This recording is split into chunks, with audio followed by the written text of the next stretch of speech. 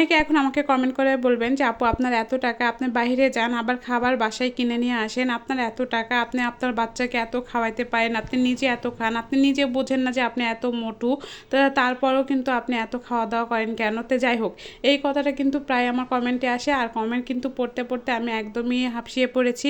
এখন কিচ্ছু করার নেই, বুঝছেন? এই যে আপনার সংসারের ব্যাপার তো আপনারা আর বুঝবেন না, বুঝবেন কি যে আমার সংসারে আসলে কি চলে না চলে আপনি কিন্তু বুঝবেন না। আসলে আমি কত টাকার মালিক হলাম খালি শুধুমাত্র এটা দেখলেন, আমি কয় টাকা ইনকাম করলাম ফেসবুক থেকে সেটা শুধু দেখেন। আপনারা শুধু মনে করেন যে আমি ফেসবুক থেকে লাখ লাখ টাকা ইনকাম করি আর লাখ লাখ টাকা শুধুমাত্র খাই আর হচ্ছে উড়াই, এটাই হয়তো আপনারা মনে করেন। আসলে বিশ্বাস করেন এটা কিন্তু কোনো কথা না, এটা একদমই ভুল ধারণা।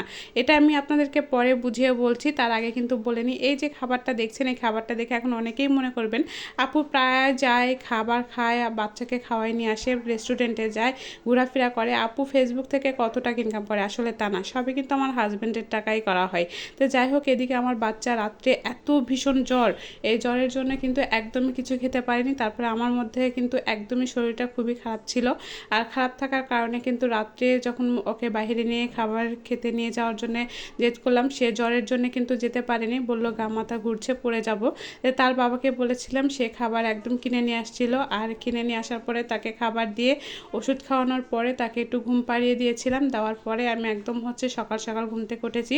আর সারা রাত তো প্রচুর পরিমাণে বৃষ্টি হয়েছে, আসলে বুঝতে পারিনি যে কেমন বৃষ্টি, ভিতরে থাকলে বোঝা যায় না তেমন একটা, কিন্তু সকালবেলা ঘুম থেকে উঠে দেখি প্রচুর বৃষ্টি। আর সকালে ওর গায়ে হাত দিয়ে দেখি যে প্রায় মানে এত পরিমাণে জ্বর, 102-3 এরকম জ্বর হবে। এখনকার বাচ্চাদের কিন্তু এরকমই জ্বর হচ্ছে।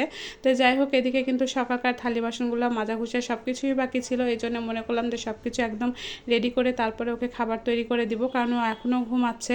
আর যখন উঠবে তখন ওকে খাবার খাওয়ানোর পরে কিন্তু আমি হচ্ছে ওষুধ খাওয়ানোর পরে কিন্তু আমি হচ্ছে দুপুরে রান্না করতে যাব, কারণ আমার বাসায় কিন্তু সকালবেলা তেমন একটা খাবার কেউ খায় না। কিন্তু আজকে আপনার ভাইয়া বাসায় ছিল, তো নুডলস রান্না করলে দুইজনারই খাওয়া হবে, এই জন্য দুইজনার জন্য কিন্তু নুডলসটা রান্না করব। আর এইদিকে আপনার ভাইয়ার কোনো কাজ নাই কাম নাই, আপনার ভাইয়া হচ্ছে একদমই রাত 10টা-11টা যখন বাজে তখন দেখা যায় যে এত এত মাছ কিনে নিয়ে আসে।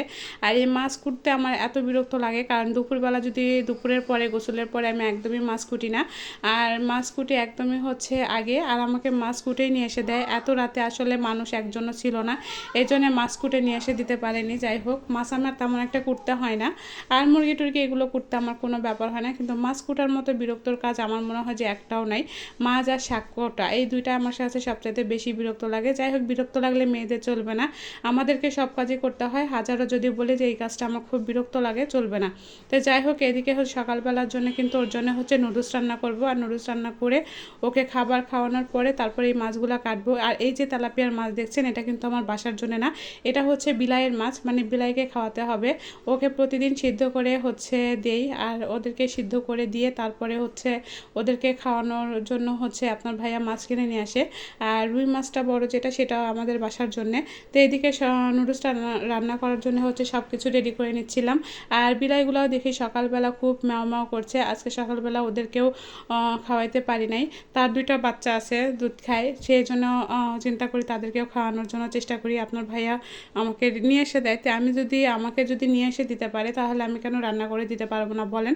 তো যাই হোক, অনেকে এখন মনে করেন যে যখন আমি খাবারের ভিডিওগুলো দেই বা খাবার খাই বা কোথাও ঘুরতে যাই, তখন মনে করেন আমি নিঃস্বাধীন, আমি আর কোনো হচ্ছে মানে সমস্যা নাই, আমার হাজব্যান্ড আমাকে যা বলে। হ্যাঁ, এটা ঠিক, আমার হাজব্যান্ডকে আমি যদি যেটা বলে আমার হাজব্যান্ড সেটাই শোনে, বা আমার হাজব্যান্ডকে আসলে ভালো মনের একজন মানুষ, কারণ হচ্ছে সে আমাকে কোনো বাধা বিঘ্ন দেয় না, কারণ জানে সে যে আমি এমন কিছু করি না যে সেটাতে কোনো বাধা বিপত্তি আসলে করার দরকার।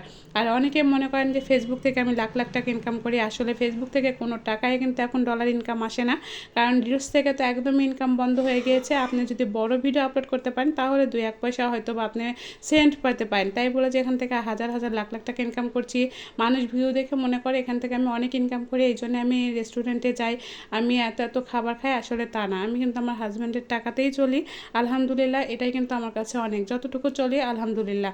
কিন্তু অনেকে অনেক ধরনের কমেন্ট করেন, এই কমেন্টের জন্য কিন্তু আমার অনেক খারাপ লাগে, তারপরেও কিন্তু আসলে করার কিছু নেই। যারা আমরা কাজ করি তারা কিন্তু এই আমরা কথাতে অভ্যস্ত, আপনারা বলবেন আমরা শুনবো, কিন্তু একদিন দুদিন বললে আসলে শোনা যায়, প্রতিদিন না। তো আজকে এ পর্যন্তই, আল্লাহ হাফেজ।